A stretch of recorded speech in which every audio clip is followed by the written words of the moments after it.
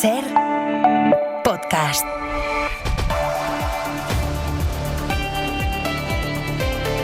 Y el caso Leire Díez sigue marcando la actualidad con varias novedades que les avanza la SER, entre ellas el movimiento de las últimas horas de la UCO, que ha pedido al juez Pedraz todos los movimientos bancarios del Partido Socialista, del PSOE, pero también del PSC, de los años 2024 y 2025.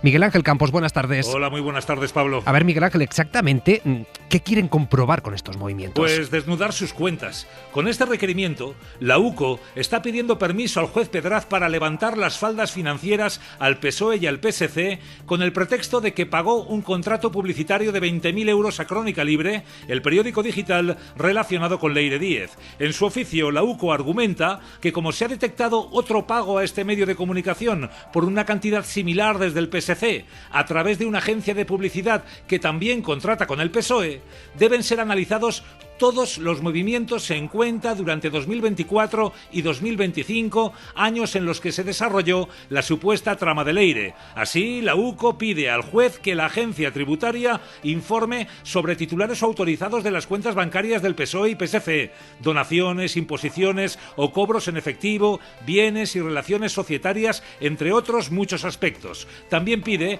que los bancos informen directamente a la UCO sobre los movimientos y saldos de las cuentas del PSOE y del resto de investigados. Gracias, Campos. Y 10 horas después acaban de terminar los registros en Bilbao. La compañía tuvo reunidos para saber si hubo irregularidades en su rescate durante la pandemia. Y todo esto mientras Interior admite ahora, en contra de su propia versión inicial, que la directora de la Guardia Civil sí que se reunió con Leire Díez. Ahora lo contamos todo despacito, pero antes...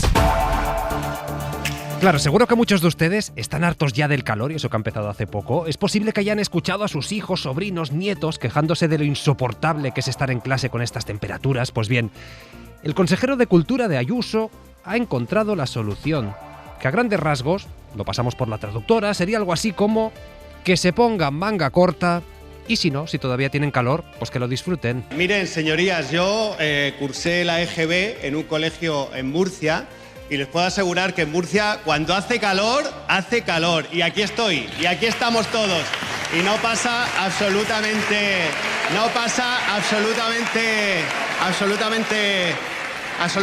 nada, no pasa nada.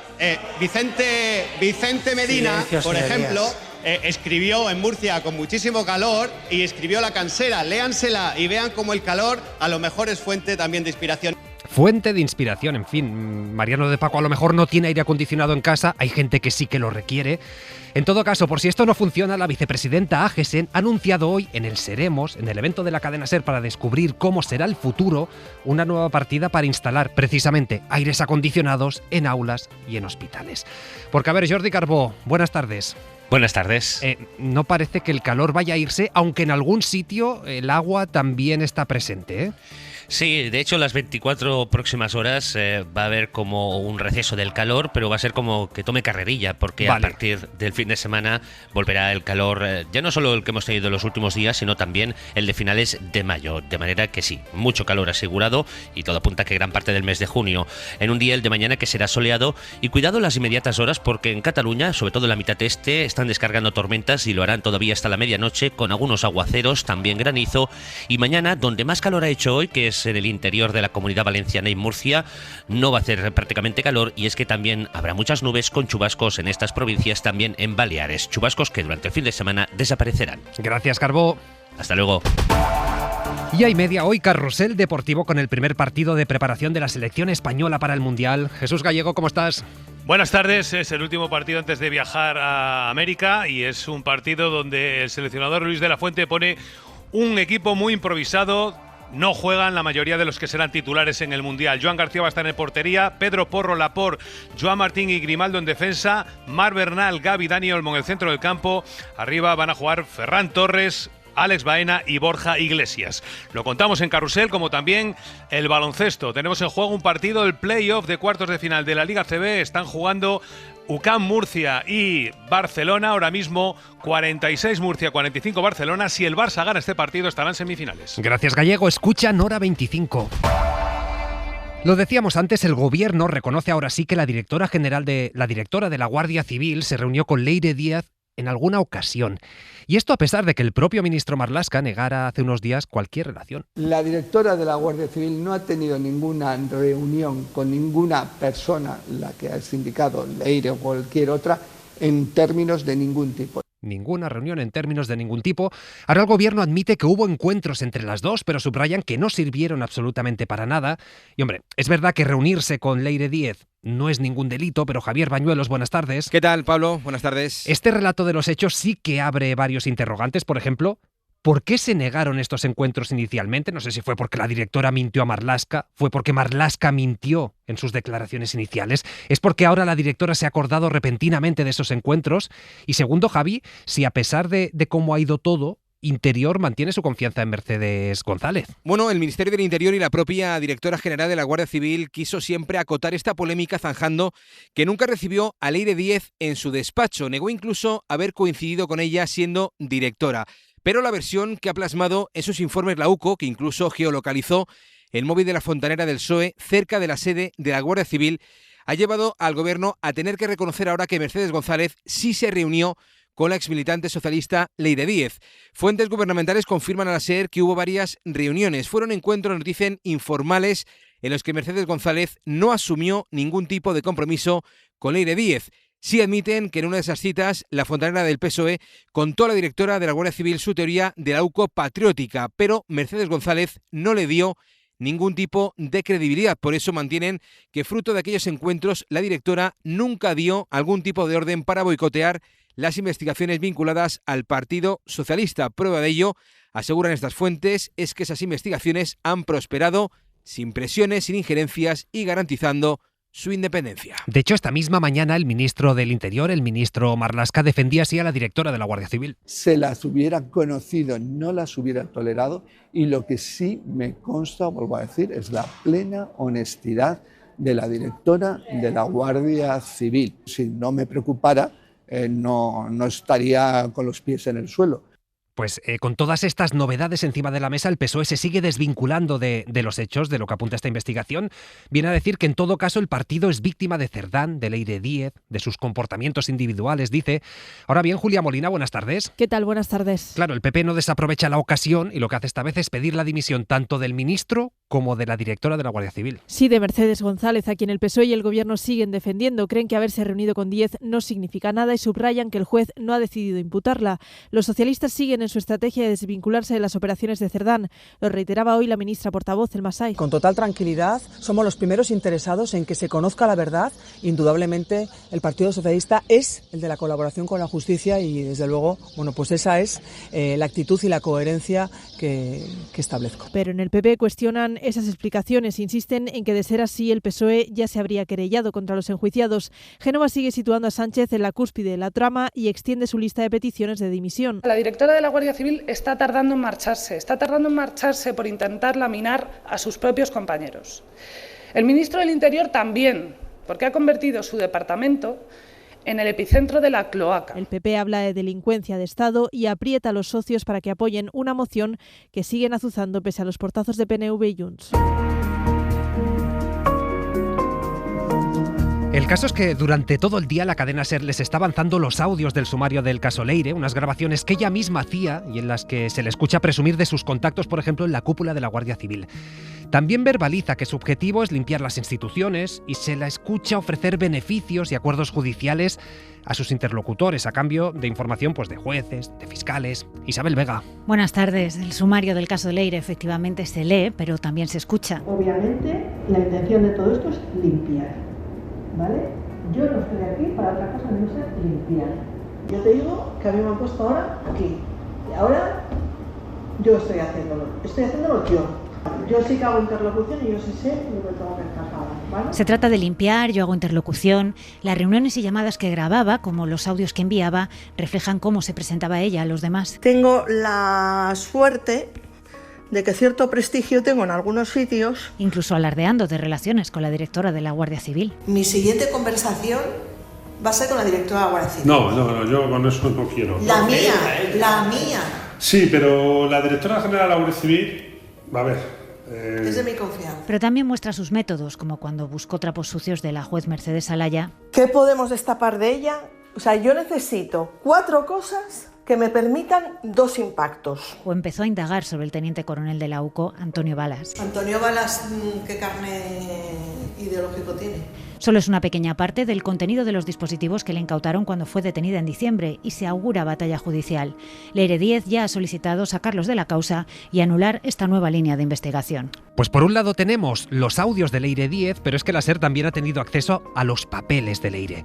Anotaciones que ella misma iba haciendo para no perderse en su propia investigación, y allí Pedro Jiménez había resúmenes de sus reuniones, listas de proyectos, nombres en clave. La UCO intervino a Leire Díez, el diario, con sus andanzas y actuaciones para conseguir información de los casos que afectaban a PSOE, gobierno o empresarios bajo la lupa de la justicia para poder torpedearlas. La pluralidad de objetivos requería hacer balance y seguimiento, y entre esas anotaciones hay un documento denominado Relato de las cloacas del Estado, otro con el epígrafe Informe de situación.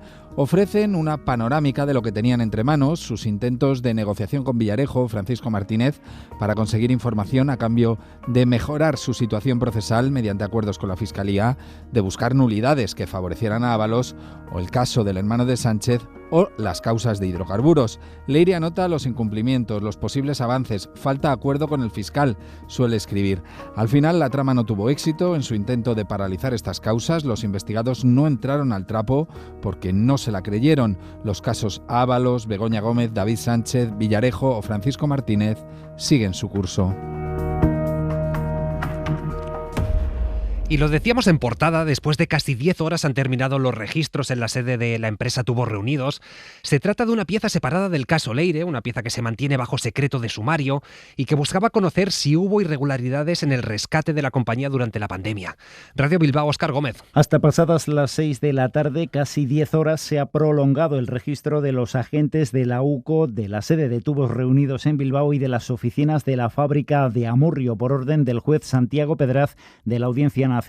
Un registro que se produce en el marco de la investigación sobre la trama corrupta liderada por la exdirigente socialista Leire Díez y el exsecretario de organización del PSOE, Santos Cerdán, y de la que formarían parte también el exvicepresidente de la SEPI, Vicente Fernández, y el empresario vasco Anchón Alonso. Los agentes, que se han llevado varias cajas con material, buscaban pruebas del presunto cobro de una comisión ilegal de 115.000 euros por facilitar el rescate de Tubos Reunidos en 2021 con un préstamo de casi 113 millones de euros. También del cobro de otros 40.000 euros por una reunión de Cerdán y Leire en Ferraz en noviembre de 2024 con directivos de la compañía para aplazar el pago de 10 millones de euros de intereses por aquel préstamo. Hoy Tubos Reunidos está en concurso de acreedores. Bueno, en este sumario del caso Leire hay audios que dan a entender el pulso interno dentro de la UCO, que evidencian que algunos mandos tienen la sensación de que no todo el mundo está actuando como debería actuar. Este corte de voz que van a escuchar es del capitán Yepes, un exagente de la UCO también investigado, y que señala al jefe de la unidad, Antonio Balas, del que antes hablaba Leire Díez en los cortes, en la pieza de Isabel Vega, que por si se lo han perdido es quien está liderando las investigaciones que afectan no solo al PSOE, sino también al gobierno, al entorno del presidente. Pues bien, este agente dice literalmente que Balas hace lo que le sale de ahí. El señor Antonio Balas Capdevila, teniente coronel jefe del departamento, porque ese es el que hace lo que sale de los huevos. Que por cierto es el jefe de la Fiscalía Anticorrupción, de la Unidad de la Fiscalía Anticorrupción, de los grupos de delincuencia económica y de todo. Y será probablemente el próximo jefe de la UCO. Porque es el que ha llevado el tema de los seres, es el que ha llevado todo lo ha llevado. Bueno, pues es que es precisamente Balas quien está detrás de la investigación contra el hermano de Pedro Sánchez, por supuesto enchufismo.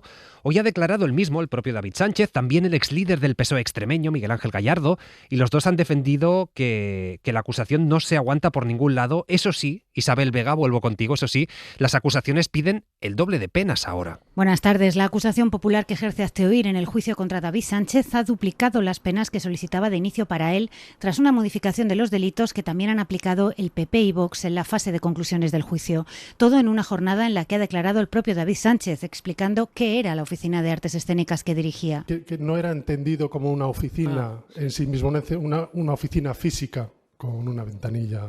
Entiendo que es lo que usted quería preguntar, sí, claro, ¿no? Que la oficina no era un edificio, sino una categoría administrativa. Entiendo que sí. A preguntas de su defensa, ha negado además haber mediado para conseguirle una plaza a su amigo Luis Carrero. Ni tengo capacidad de decir nada, ni tengo información administrativa sobre el estado de ese procedimiento. También ha escuchado el tribunal a Miguel Ángel Gallardo, para el que la mayoría de las populares han elevado la pena a 4 años de prisión. Negaba que hubiese diseñado un puesto para David Sánchez y, más aún, que lo hubiese hecho por su hermano. No me podía hablar de su hermano, primero porque tampoco es que tuviera una relación fluida, pero segundo porque ni siquiera en aquella época yo era consciente de que tuviera hermanos. La sesión se reanuda el lunes con los informes finales. Después quedará visto para sentencia. Hora 25. Con Pablo Tallón. Y a lo mejor se han olvidado ya del antivirus. Mira que llenamos horas y horas y horas. Pues bien, resulta que Sanidad acaba de comunicar que el primer español que dio positivo ya está en su casa. Mariola Lourido, buenas tardes. Buenas tardes. 24 días después de dar positivo este primer contagiado y enfermo español por antivirus, un hombre de 70 años, como dices, ya está en su casa, no tendrá que hacer cuarentena y podrá llevar una vida relativamente normal. Se ha recuperado clínicamente, le han dado el alta por llevar varios días sin síntomas y por haber dado negativo en 2 PCR consecutivas. Se considera que ha eliminado el virus. Al segundo positivo le han aparecido síntomas leves, tiene febrícula y continúa en la unidad de aislamiento de alto nivel del Gómez Ulla. En cuanto a los otros 12 pasajeros del Ondius, que son contactos sospechosos, todos siguen bien, sin síntomas. Este fin de semana se les hará una nueva PCR. Si vuelve a resultar negativa, se irán a casa para guardar cuarentena domiciliaria hasta el día 21 de junio. Yo y aquí en la SER hemos celebrado unas jornadas interesantísimas, el Seremos, un espacio de diálogo por el que han ido pasando pues ministros, empresarios, investigadores, sociedad civil, y hemos estado reflexionando sobre cómo viviremos, cómo nos impactarán las revoluciones que ya están en marcha y también algunas de las que vendrán. Hemos abordado retos como la vivienda, la eficiencia energética, la sanidad pública, y siguiendo toda esta jornada ha estado Estefanía Salvatierra. Ha sido aquí, en este espacio de la cadena SER, donde la ministra para la Transición Ecológica, Sara Agesen, ha anunciado ayudas por un valor de 368 millones de euros para mejorar la climatización y la eficiencia energética en centros sanitarios y educativos de titularidad pública. Hospitales públicos, nuestros centros de salud, nuestros consultorios locales también públicos, porque vamos a conseguir mejorar la climatización, la refrigeración y en esta misma línea vamos a dar ayudas a colegios y a centros educativos. Será el próximo martes en el Consejo de Ministros cuando se aprobará la primera línea dotada con 168 millones destinada a hospitales y centros de salud. En este proyecto, Seremos, también hemos escuchado a la ministra de Vivienda, a Isabel Rodríguez. Apuntaba a que el déficit de viviendas que tiene nuestro país podría reducirse un 17% si se recuperasen los 110.000 pisos turísticos que incumplen la normativa de sus comunidades. Y Mónica García, ministra de Sanidad, ha hablado del proyecto de inteligencia artificial que quieren instalar en las consultas de atención primaria. Para que lo que ha sido hasta ahora una barrera de comunicación entre el profesional y el paciente, que era un ordenador, pueda ser removida, puede ser eliminado. Y ha puesto en valor el modelo sanitario público español. Y nos queda la mirada de Xavier Vidal Folk. Aunque no lo parezca, la realidad les ridiculiza. Los señores de la guerra se muestran cada día menos caballeros y más patanes. O sea, más ineficaces, más inútiles, menos fiables.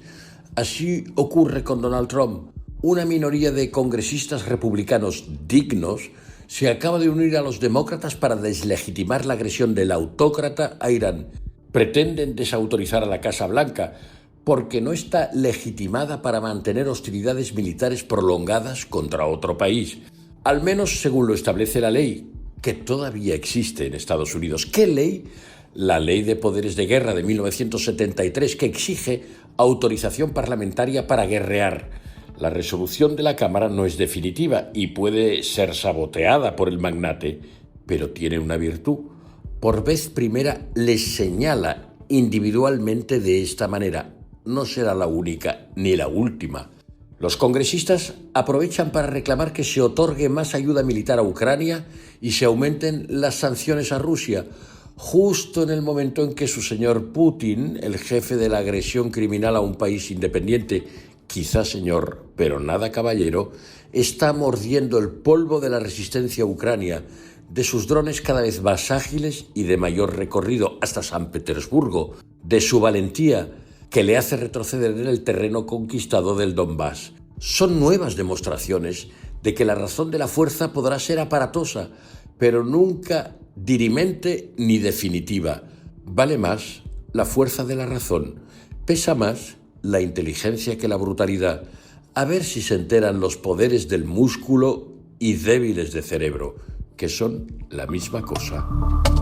Para no perderte ningún episodio, síguenos en la aplicación o la web de la SER, Podium Podcast o tu plataforma de audio favorita.